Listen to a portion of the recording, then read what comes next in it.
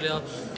गुलाम अहमद भट्ट साहब Jammu Kashmir liberation front के रहनुमा और शहीद कश्मीर मकबूल अहमद भट्ट के दरीना साथी सारी उम्र उनके साथ काम करते रहे, अपने ख्यालात का इजहार करेंगे। जनाब गुलाम अहमद भट्ट साहब। सबसे पहले मैं आप सब लोगों को सलाम अर्ज़ कर रहा हूँ।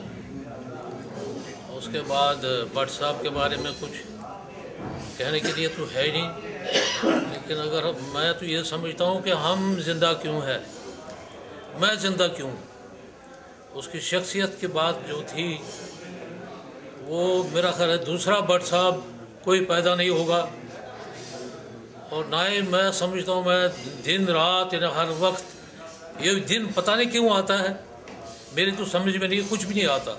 आज मेरे सर में भी दर्द है, मैं सिर्फ रोना जानता हूँ, रोना आता है जब यादें उसकी आती है।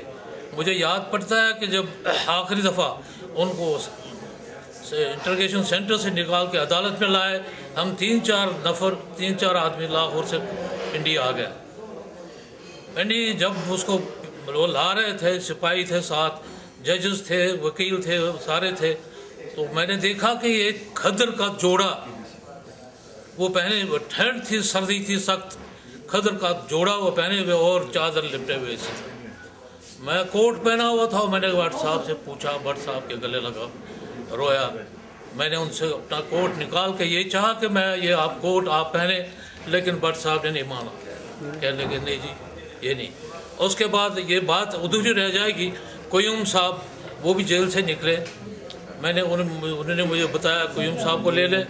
क़य्यूम साहब को लेने हम गए तो उनको ले आए वहाँ से, तो मैं लंबा पड़ गया। मैंने कहा जी मेरे ऊपर से चल पड़े आप, उन्होंने नहीं माना।